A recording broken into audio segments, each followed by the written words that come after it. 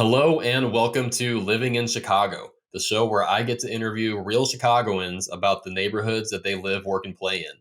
My name is Jake Lyons. I am your host, and in this episode, I interview Chris Anderson, who is a fixture in the local jazz and blues scene and is a resident for the last several years of Lincoln Square, although he has lived in a great many places throughout his time here in Chicago and has a lot of great stories to tell about the local music scene. He got to manage the world famous cocktail lounge and jazz bar, the Green Mill over in Uptown, which is famous for just all kinds of really cool, maybe somewhere between cool and interesting and fun and historical reasons, which we get into in this. And yeah, we just talk a lot about a bunch of different things about living in Chicago and Lincoln Square in particular.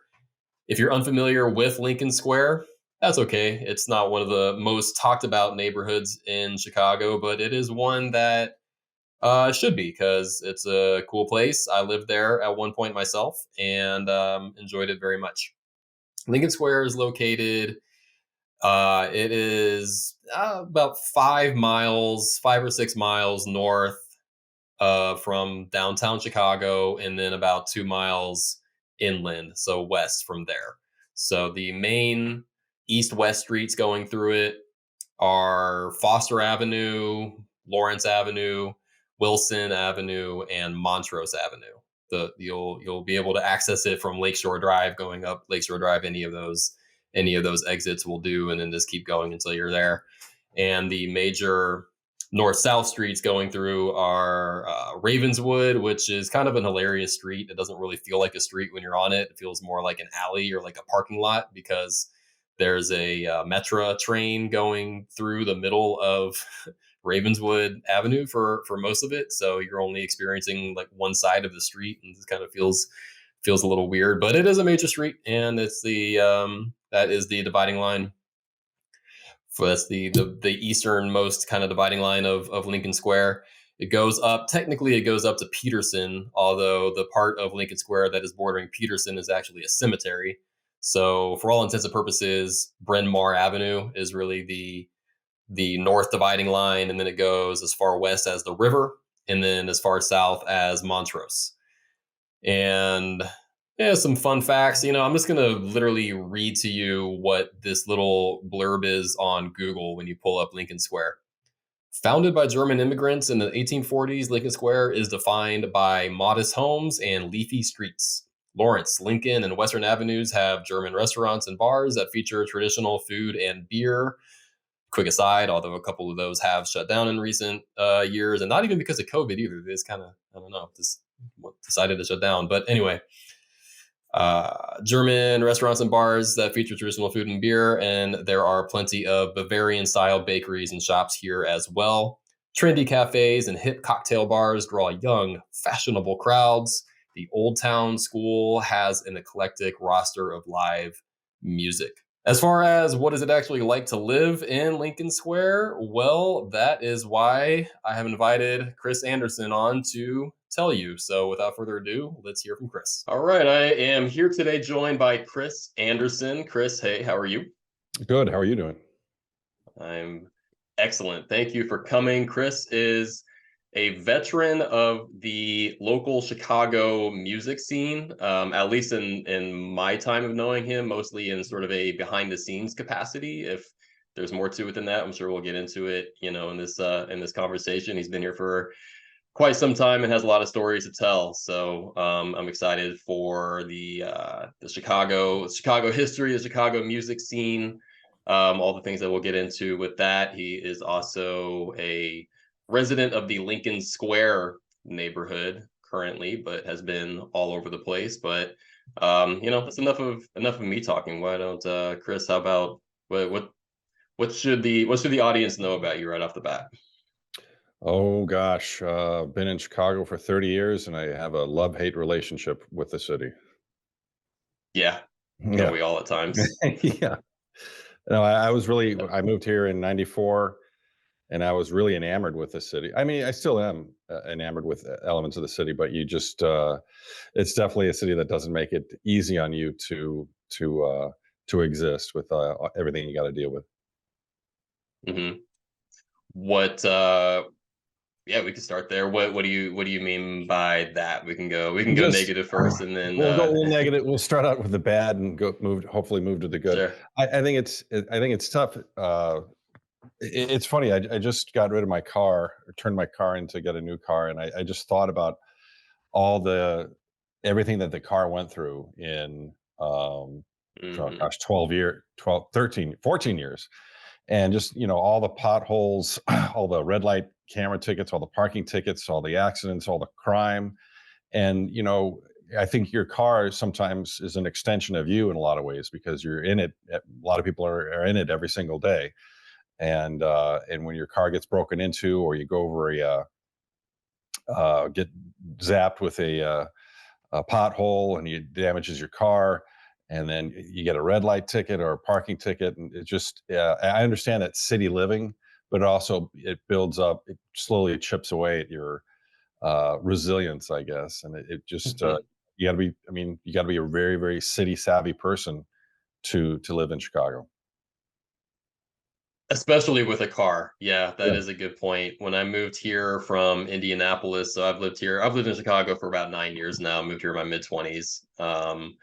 And within the first year of living here, I'd say I accumulated, I don't know, it's in the double digits of combined like uh parking tickets and red light camera tickets and Mhm. speed camera tickets and all these things. Got my car towed like twice at least in the first year because we lived on the street that was one of those classic like can't park on this side between 4 and 6 p.m, can't park on the other side Sure. between whatever it is 7 and 9 a.m, and I just didn't grow up in a place that had anything near that, You're right. and just wasn't used to that and forgot a couple times. And I mean, yeah, when you're not used to the city stickers, the city tax stickers that you have Oh to have on yeah. your car. I had no clue about that. Got dinged for that. It's yeah, I it's think it's, that's it's that's definitely a lot. Yeah, I think that's probably what's most frustrating to me is, paying the city stickers, and I understand the need for I understand the need for this to pay for the stickers for upkeep of the roads, but the roads are flipping horrible. I mean, horrible. And I'm just wondering where all this money goes to repair the roads when you got potholes the size of bowling balls all over the place. But and I'm trying not to be nitpicky because I do. There is a I think Chicago is a real wonderful city, but I think that's one of my biggest grievances with the city is, paying for the city stickers, assuming that money is to take care of the roads, and the roads are just not taken care of.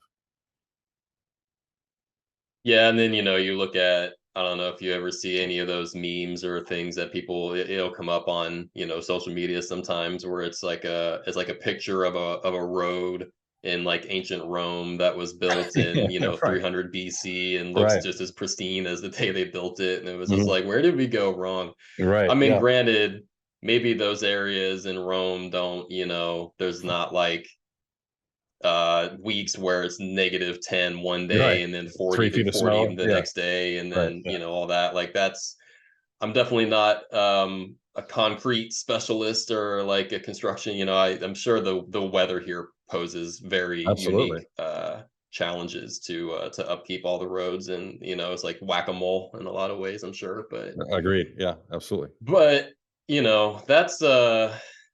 that's like a fair and balanced and impartial way to look at it, but that's not what we're here for. We're just here to talk about how it impacts us in our individual daily lives. So sure, yeah, exactly. right.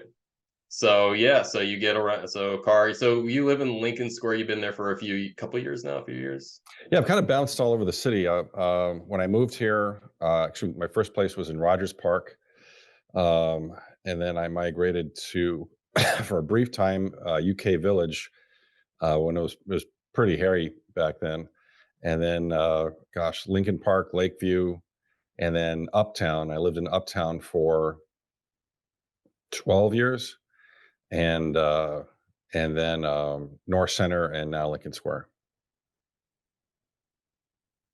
Yeah, quite the route. And Mhm. yeah, you mentioned a couple of those areas. So again, I've lived here for 8 or 9 years. It'll be 9 years next summer, and it's funny when I hear stories of people who have been here for even just a little bit longer, and in your case, 3 times as long, about these neighborhoods where all I know of these neighborhoods is that they're like the nice, trendy, bougie like areas, Mhm. like of course you'd want to live in these places, but then, you hear the stories of like, "Oh, no, West Loop 15 years ago, you didn't wanna be Yeah, there," or yeah, like, Wicker Park, forget about it. It's like, "What do you right. mean? This is like the Yeah. coolest place in the city now." I mean, Yeah. I moved to Uptown in 1999, and the allure was the girl that I was dating at the time. She and I were moving in together. It was a huge place. I mean, that's the thing with the architecture in Uptown is that it's very vast, uh, vast buildings with really a lot of rustic, unique, turn of the century architecture that has kind of remained intact. Some of the buildings over there are astounding, and I lived there from 1999 to 2011, I think, and it was we moved in, it was a little hairy. It was a little hairy. I mean, the only thing going on in that whole area was the Green Mill, and then you could kind of see it just like it started to pop up. It started to get a little bit safer. There was more construction going on, and it just seemed to start to blossom a bit. And then I think when the economic collapse of 2008 hit, you could see things kind of take a dive. And But I still think it's a very unique neighborhood. Mhm. Yeah, in my experience, as a real estate agent doing work in Uptown from time to time, I've always wondered why just, no, to speak nothing of what it's actually like to live there, safety, I haven't lived there, so I couldn't really speak to that. But even just in terms of like property values and assuming that property values are a pretty good indicator of what people think about the neighborhood at large, that I've always wondered why Uptown just wasn't performing better, That's a in a really lot of good different question. ways, like for how pristine of a location it should theoretically be.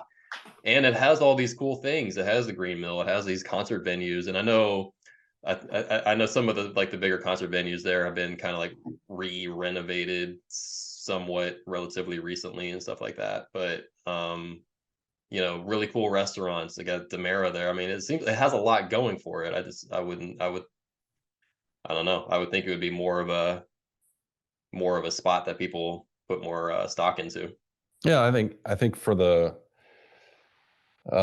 city layman, I think people still view Uptown as really dangerous, and I just don't think that's okay. I mean, anywhere is dangerous, no matter where you are, if you're in a city. And I think that for some reason that tag has not fully left the neighborhood, where there's just this gringy um, vibe on it. But I think it's a great neighborhood, and like I said, the apartment that I had back in the day, I think it was like 1,800. It's the biggest apartment I've ever lived in. I think it was 1,800 square feet. It was great. Hmm. Yeah, that's a good size. Good size for a city anywhere. Yeah. Yeah. So you went from Uptown to, let's see, what was the okay, yeah, little Lincoln Park, little Lakeview. Mhm. Um, what was your experience like in those areas? That And what took you was, to I Lincoln mean, Square eventually?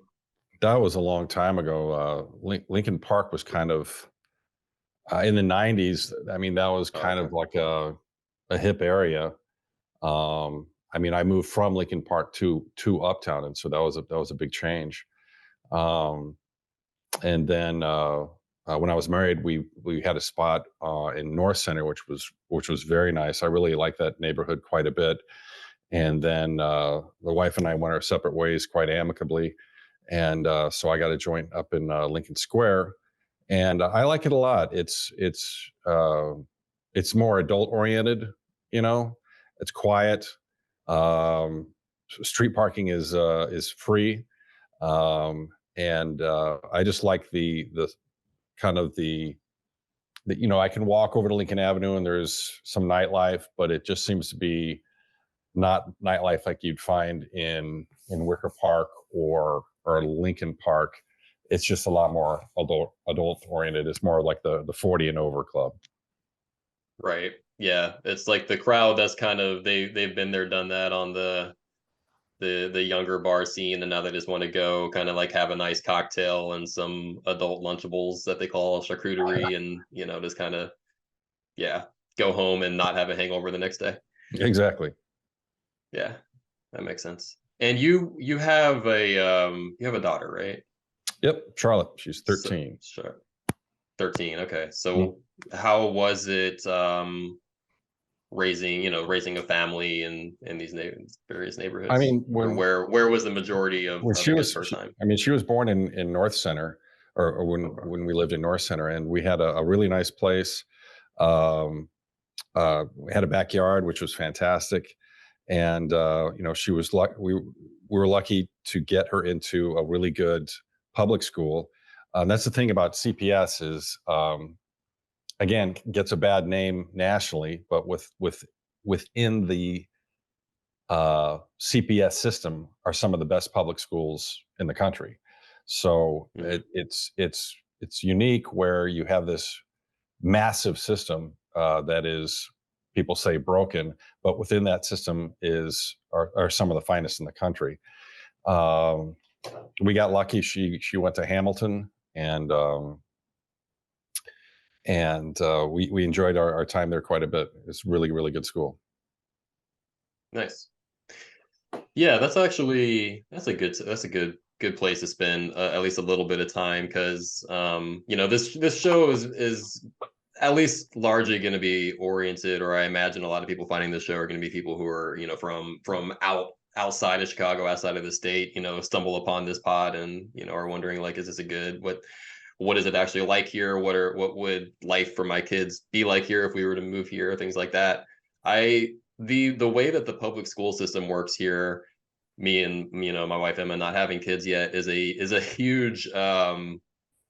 I just don't know anything about it, but I've heard all these kind of horror stories about how difficult the school system here is to navigate.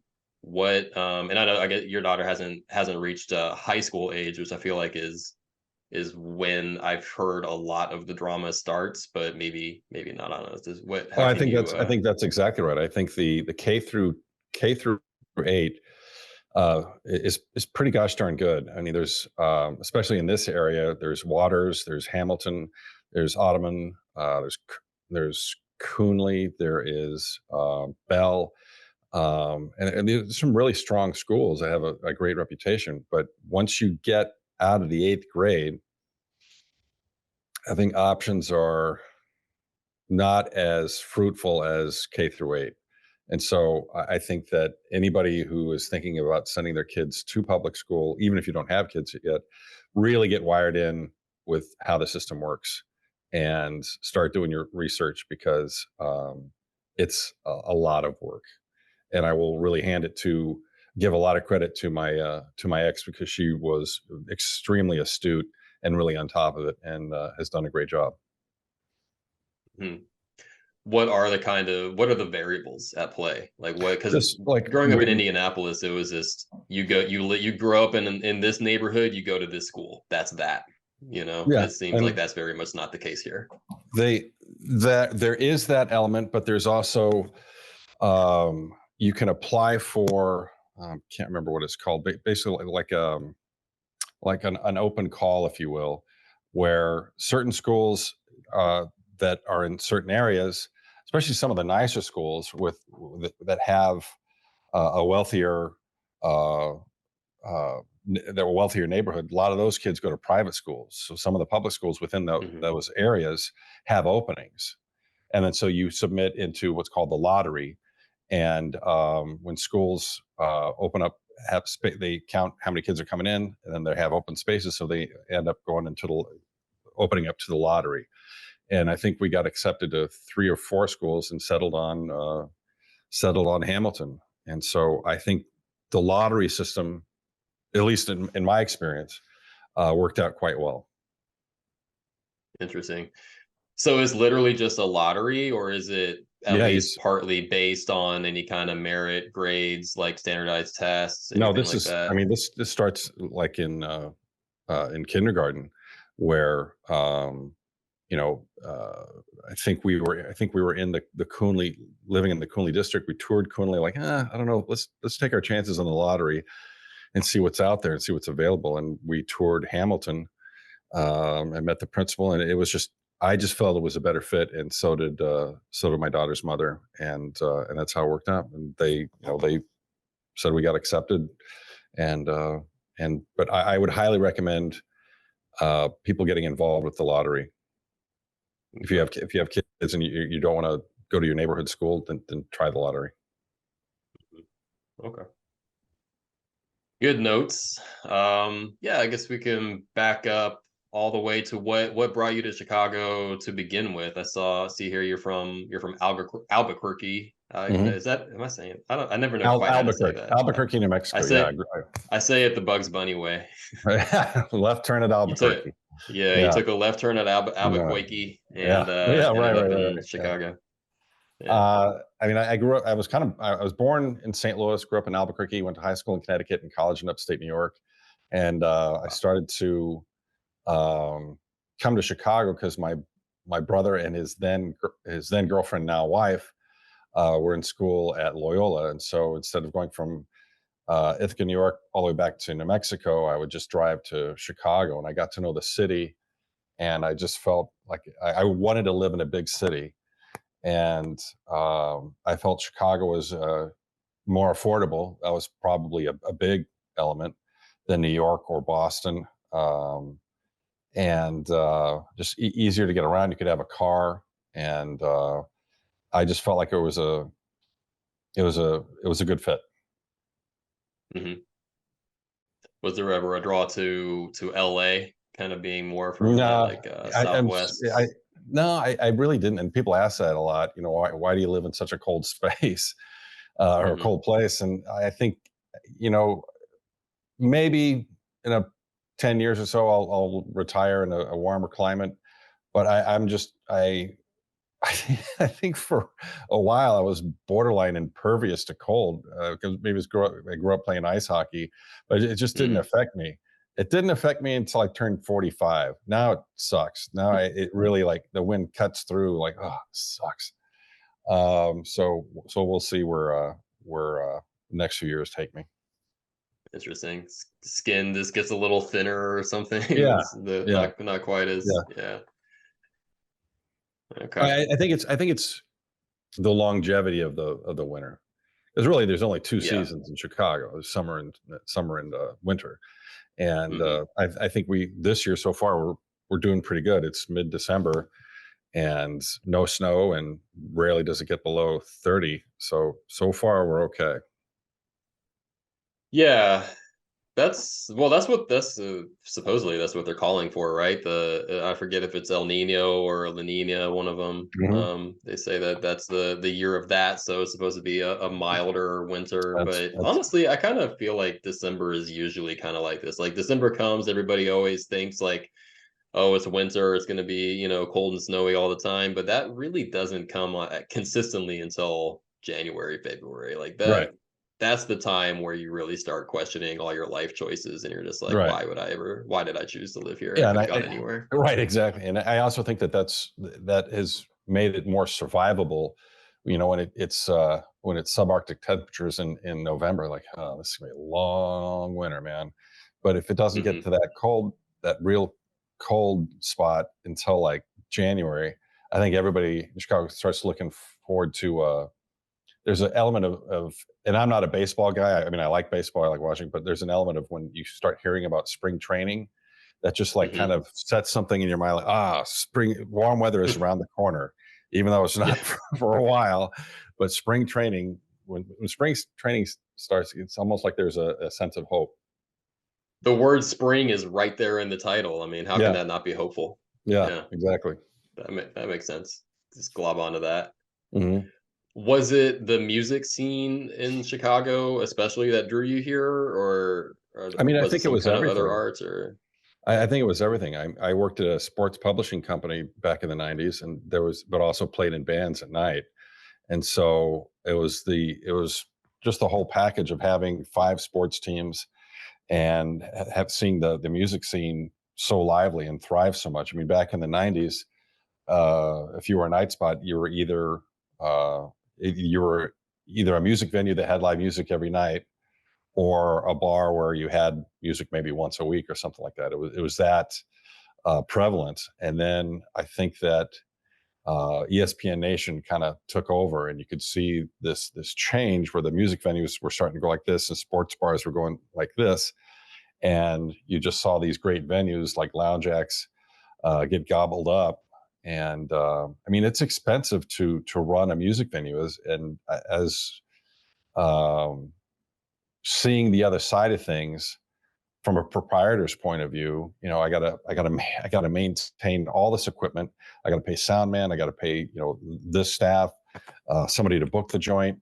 When maybe things might be easier on my end if I just throw some TVs up and throw on Chicago sports games, and that's what happened. I mean, it was like, I think that in the toward the end of the '90s and definitely beginning of 2000s, I mean, you just saw sports bar after sports bar after sports bar. I was like, God damn, how many sports bars do you need?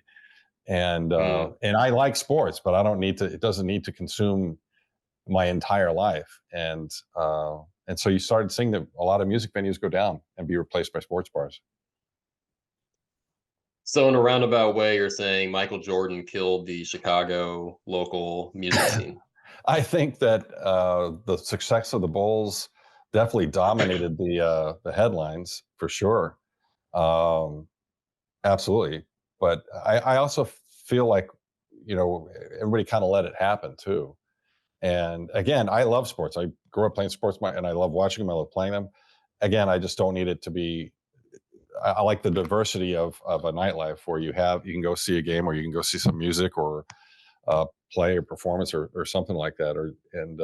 I think that TVs just really took over, and I think the success and the international success of ESPN spawned all sorts of different sports channels with more sports on top of more sports and more coverage, The and Ocho. yeah, yeah, right, yeah, exactly. And to the point where now you've seen a turn where it's come back again, and really started to come back in the teens for a while, with different music venues popping up. And now it's an unusual, definitely an unusual time for live entertainment of any, where you rely on putting butts in seats, because uh, through the latter teens, you saw the evolution of these multi-billion-dollar companies whose sole business model is to keep you on your couch ordering stuff from them. Netflix and Grubhub and Amazon, and on and on and on and on and on.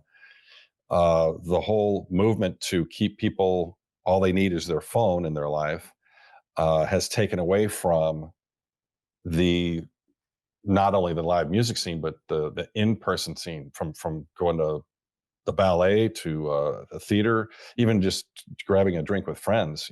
I think that Mhm. it's really it's very difficult to get people to come out these days, much more so than in years past. And I think people keep on saying, well, the pandemic's over, if you want to call it over. I don't know. People are still getting COVID, but people are saying it's going to come back. Like, I don't think it's going to come back anytime soon. And I think it's going to take a real generation of people, a generation of kids saying to themselves, you know what, I'm tired of staring at my phone. Tired of screens. I want to go engage with other humans and experience Mhm. uh, some sort of live entertainment. But I think we're a ways away from that, and we'll see. Yeah, that's interesting. I mean, yeah, you would think that, and I feel like I don't know, maybe it's just because this was very much my mindset, so I just assumed other people had it too, and that everybody was on board with it. But it seemed like I mean, at least I was very pro, like, as soon as the pandemic was at a place where we could go out and like do something. I was like always the first one knocking at the door of like, let's do in-person stuff. And it seemed like Mhm. there was a lot of enthusiasm for that once people could do it again. It was just like, yeah, this is nice, people, but obviously I know not everybody was like that, but No, I mean, when you look at like, go ahead. I mean, I just look at the numbers. I mean, I think Yeah. people go out. They definitely don't go out as late as they used to, without a doubt. I Hmm. mean, there are a lot of venues that you know uh, shut down at 10, 11 o'clock that would normally be open till at least midnight. There's just not the there's just not the demand anymore. Yeah. Yeah, maybe. I mean, yeah, maybe it's just different levels to it, I guess. I mean, we've been to a few different concerts this year, and it seems like just the price wise of it. It's just, I mean, obviously, inflation has been a big deal just to the economy, broader Mhm. economy as a whole. But I think the stats show. I saw something in the Wall Street Journal about it a couple weeks ago, and certainly my real world experience of it proves it too. Is just like everything. If you're like going to like an actual concert, it's so much more expensive now than Oh, it used to absolutely. be. I mean, it's just astronomical. Like I was trying to see like the Black Keys were coming to what's what's the one actually in Uptown? The one kind of like bigger theater that people, is it the Oh, Aragon? there's the Aragon and the Riviera. Yeah. I think it was the Aragon, and like tickets to get in there were like $400 just like to get in the Yeah, door. It was just like, man, I yeah. like the It's Black Keys. I don't but know not, about yeah, that. not willing to spend a week's salary on it. Uh, Yeah. I think, and that's another thing is that they're. I took my daughter to go see a band called Gorillaz at the United Center this past summer, Hmm. I bet that and was fun. it was great. But I looked online for tickets, and the cheapest ticket I could get were decent seats was like $250. Like, what is going on here, man? So I actually I got on my bicycle and rode down to the United Center and went to the ticket office, which was hilarious because it's just this massive facility. And I was like, where is the ticket office? It used to be, I think, gate 3. And it's just, I had to like ask around. I actually called up the United Center just on a whim, and they answered. United Center, like, wow, you guys answer the phone. Said, how do I Hmm. get tickets? I'm here to pick up, buy some tickets. And so they said, well, where are you? And I was on the east side of the building or west side of the building. I need to get on the east side, go down. And then I had to tell the parking lot attendant that I was buying tickets in person, and then they would let me in. So like, get in, lock up my bike right next to the Jordan statue, go into this, and it's like Omega Man. There's like this huge facility that nobody's in, Hmm. and I find the ticket office, and there's like 8 kiosks, and then just one lady just on her phone playing solitaire or whatever. And I said, "Yeah, I'm looking for tickets to see Gorillas." And she pulled out the map and showed me what's available. And I said, "I'll take these two." And I had cash with me. And she was like, "Oh, you're paying cash?" I said, "Yeah." She said, "For two tickets, going to be $250." I said, "Two total?" She goes, "Yeah, it's 250." And I said, "Well, I saw online that one single ticket was 250." He goes, "Yeah, well, there's a lot of price gouging with ticket outlets." I said, "Yeah, there is." And then I did the whole thing.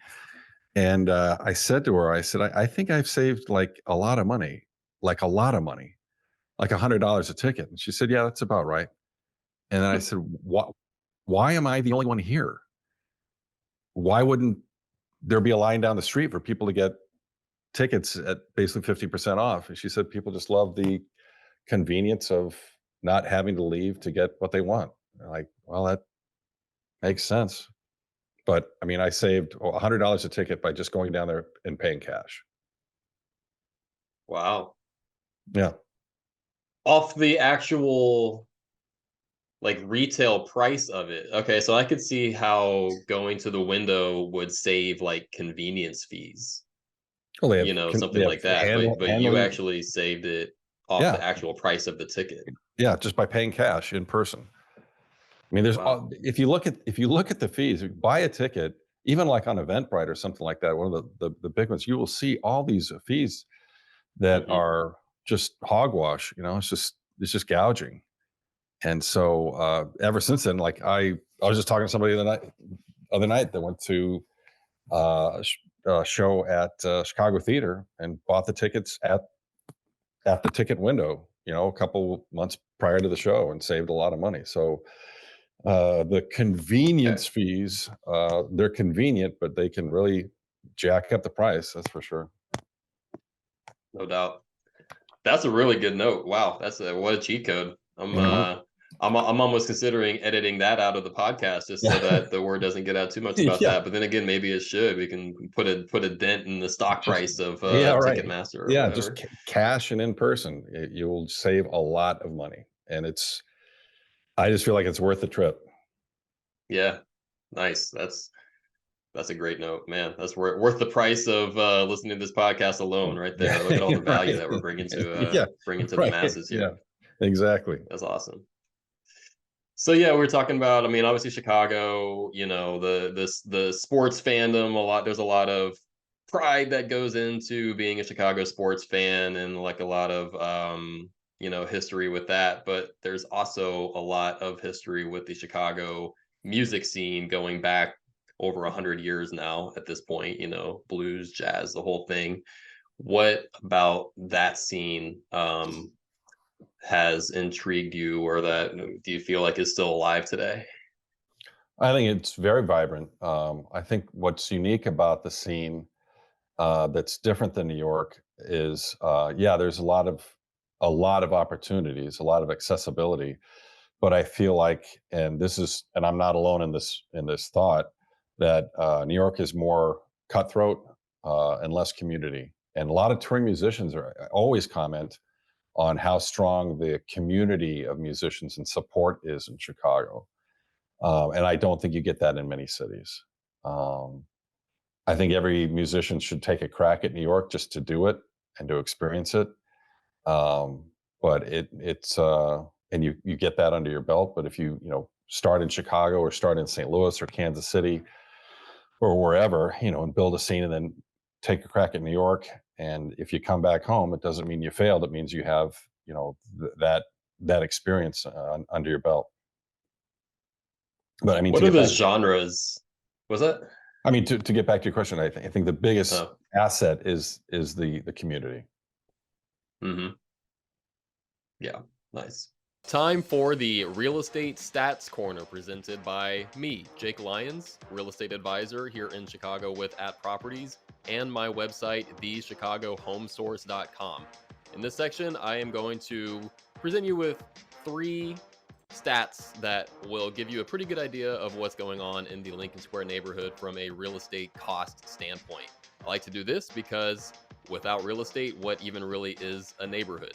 And I think that that's important. And I think at least some of you out there might get something out of it. So, the 3 stats I'll throw at you. The first one is for a 2-bed condo in the Lincoln Square neighborhood right now, which right now for me is as of December of 2023 is the most recent data I have. And this stuff obviously changes all the time. The most recent 2-bed condo has a median closed sales price of $312,250. So that's the median. Half sold for more, half sold for less. That's right in the middle for a 2-bed condo. For a house, if you're looking for more of a house with at least 3 or 4 plus bedrooms, which Lincoln Square is a market where it's pretty much half condos, half houses. There's a good mix of both. You're looking at a median sales price of just over $1 million, basically $1,000,004. Let's just go ahead and call that $1 million is the median for a house.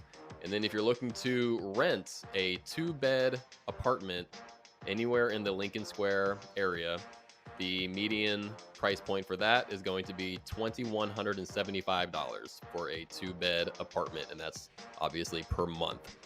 So there you have it. There is the Lincoln Square Real Estate Stats Corner presented by Jake Lyons and thechicagohomesource.com. If you want to find out more about what's going on in the Lincoln Square neighborhood right now, or really anywhere in Chicago from a real estate listing standpoint, go to thechicagohomesource.com. You can find that in the show notes.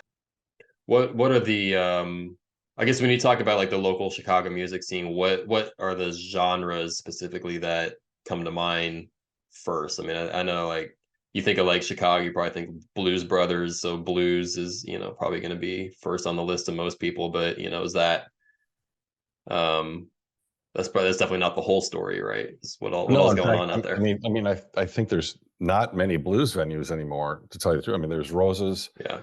and uh, you know, a lot of different restaurants do blues.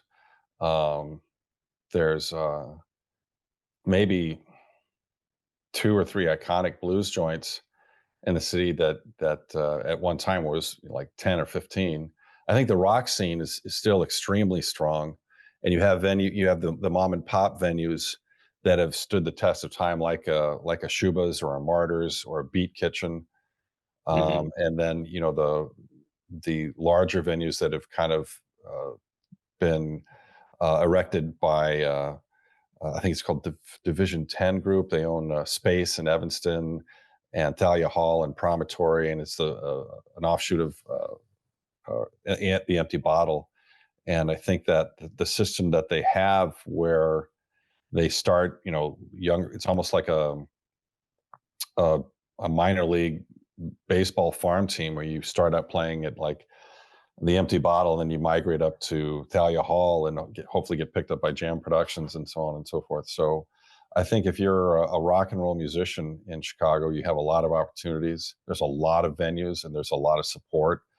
I think same thing, not as many opportunities for jazz.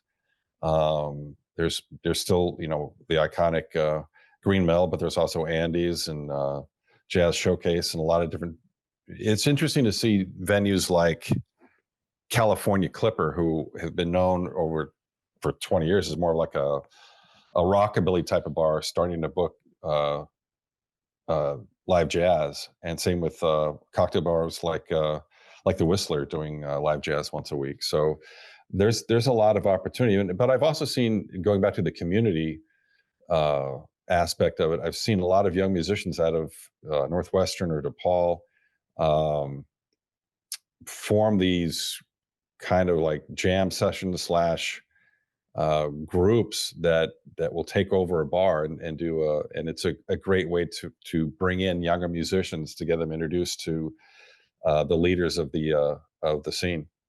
Yeah, you mentioned the Green Mill. You did a bunch of work for the Green Mill, right? Where you were there for quite a while, or am I I wrong? was a manager there for 12 years. Okay. If so, what was you managed the bar? You helped book.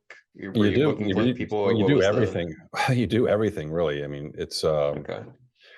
it's a job where you wear a lot of hats, and you gotta basically you control the room. I mean, you have a door staff, you have a bar staff. You got to get the band up on stage and introduce them. You got to quiet the crowd, and that can actually be, it makes sense, but it forms a lot of tension because Green Mill, once you walk in, you're enamored with the aesthetic of it, and it's like a real drinking establishment. But the owner wants it quiet during the music, which is Hmm. understandable. And there's the sayings you paid $15 or $10. I hope you just didn't pay it so you could have a drink because these are Hmm. really top notch musicians and you want to listen to every note. And but the tension of trying to keep the crowd, the tension really comes down to the powers that be there want you to treat the place like it's a museum, but drink like it's a frat party, and those things just don't go together, and Hmm. it creates a lot of tension and a lot of issues.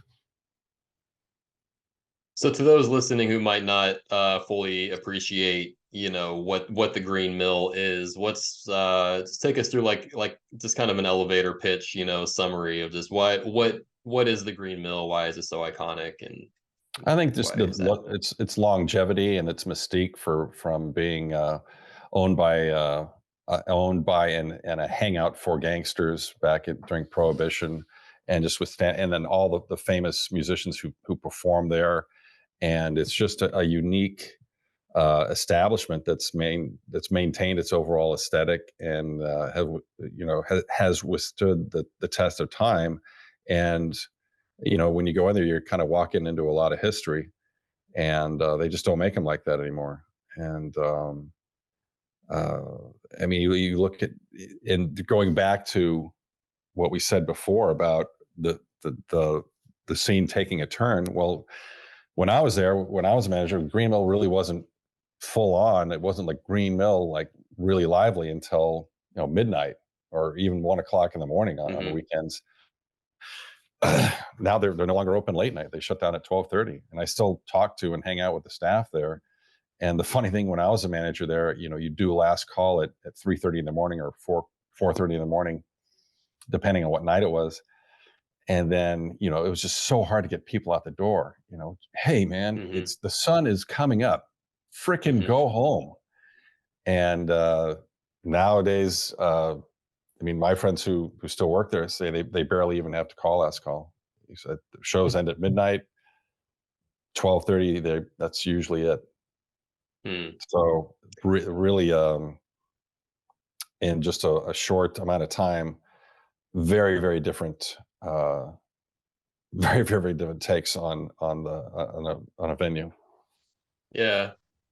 Do you think that's due mostly to sort of like changing consumer behaviors and wants, or do you think how much of that do you think might have to do with just like I don't know reports of just the neighborhood at 4 a.m. once you get out of the bar, like just Oh no, I is there think anything like I think the demand has gone down to the mm, late night demand has gone down significantly. And I think that, for the bartenders, that's really when they would make their nut, was because you get places like these other established bars and venues like Metro or Hopleaf or Simon's Tavern or a show getting out from Riv and Aragon, and that staff, who've been busting their butt all night, want to go out and cut loose and have a few drinks. They just don't do that anymore. They really don't. They'll stay in or go to somebody's house or just go home. There's just not that, at least what I've seen, and mhm. there's just not that action anymore. Hmm. Green Mill famously, you mentioned the gangsters, kind of the hangout for the gangsters and all that. I think most famously it was known as the hangout of Al Capone, the famous and infamous Al Capone, right? He had like a booth in there that he Right. They had sat the at that, right. They had the Capone booth, and yeah. that's when the stage was actually behind the bar, and so Oh. the booth faces the stage, but it also faces the east side door and the south side door. So if he had to get out of there quickly, he could get out of there quickly. I mean, That's the the story of the story, place. yeah. Mm. So the stage was on the okay. Yeah, because I have wondered that before. Like this doesn't actually make sense that how people describe like how he could escape easily is like, well, but the stage is back there. So how was he? Is he just looking behind him the whole time? Okay, so that makes more sense. Mhm. And this whole thing was actually a ruse so that I could ask you if you've been in the tunnels. Yeah, if you go behind the bar, the trap door opens up, and you go down the basement, and that's where the tunnels still exist. I think if you go on like the History Channel or YouTube, uh, different shows that have done that they're still there. I don't know if you'd want to hang out down there, but they are Hmm. still there. And I think that it's not only the Green Mill that has that have those tunnels. There's a lot of different places in the city that still have tunnels from that were that are underground networks that were built during Prohibition, because that just created a whole subculture of people going out at night and partying till all hours of the night, and then hanging out underground. So if they get raided, they wouldn't get busted. Hmm. Yeah, and I imagine it was probably also a way for them to actually distribute the products without being Oh yeah, seen above absolutely. ground and Right. all that kind of Sure. stuff too. Yeah. So it served lots of different purposes. Yeah, that's just such an interesting. I mean, dare I say cool. I mean, obviously like they were bad guys doing bad things or whatever. But That's exactly it's right. just Yeah. it's still there's just like some kind of sex appeal to it where it's just like wow, this is it's Yeah. I mean, historical. It's cool. yeah, there is a mystique to it, but also like you're talking about killers. So Hmm. his moral compass is slightly off, but Yeah. I think it's been glorified in the movies and stuff like that. Um, but it's still a unique piece of history. Absolutely. Hmm. And so you're still in the music business, still working, I don't. booking Yeah, acts, things like that. What do you? yeah, and I don't play as much. I play a little bit. I'm actually playing at Reggie's on the South Side this Friday, and then every Okay. year I I have a group that does a tribute to Warren Zevon, the late great Warren Zevon. We do that up at Space in Evanston. I just don't have the time to do it anymore, and I feel like also in not playing for such a long time with regularity, I've kind of lost my chops a bit. But in all the projects that I've been in over the years, I always handled the business affairs of the bands that I've been in, and I that kind of kicked open the door to really being involved on the business side of music, and that's led to booking a lot of different places. What's a just a common this can be kind of a layup question, but I think it's still a good one to ask. What's a common misconception people have about a the neighborhood you're in now, and then on a broader scale, Chicago as a city, and what would you want anybody listening to know that either proves that misconception true or maybe disproves it?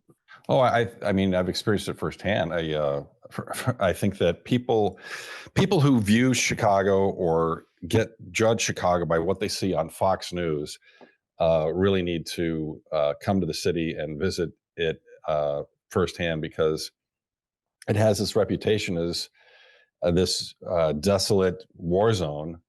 And I've had friends who've come into Chicago and they'll be staying at a hotel downtown, and I'll say, well, meet me at so and so. Well, how do we get there? Well, you can jump into a cab, you can take the train. There's a lot of different options. Like, are we going to be all right? Like, yes, you will be fine. Don't worry. Just people do this every day. And so I think the news media has really painted Chicago with a pretty ugly brush, and that's just, if you just look at statistics, that's obvious. Um, as far as the neighborhood misconceptions of my neighborhood, um, that's a really good question. I would say that it's some people who uh, think that it's a lively nightlife scene. Um, it is up till 9 o'clock. After that, that's about it. Hmm. The neighborhood kind of shuts down. Gotcha. Right on. Well, yeah, I know you have a heart out, so we can definitely cut it there. Are there any other parting thoughts, or things that you would want to have the audience take away from this, that if we Well, haven't gotten to it yet? I think really what I just summed up with regarding the city is that outside media outlets uh, paint this city as dangerous, as out of control, as a murder capital, and it's just not. And so if it's, I think, especially during the summertime, there's so many events going on in Chicago, so many free events, so much culture, and I think that to have a metropolis where you have this push of sports and arts, and they intertwine with one another, is really unique, and it's something that people should really take advantage of. From tourists to transplants to people who've grown up their whole lives here, really take advantage of everything on their finger that the city offers. Because if you go to like the Chicago Cultural Center and Department of Cultural Affairs and Special Events, there's just always something going on, and I think people need to take more advantage of it. Good notes. Right on, Chris. Hey, thank you, man. Thank you for coming on here and Absolutely. sharing your unique expertise and experience. And I know everyone will get a lot out of it. Thanks a All right. lot. Thank you, man. Take care. Stay safe. We'll see you. All right.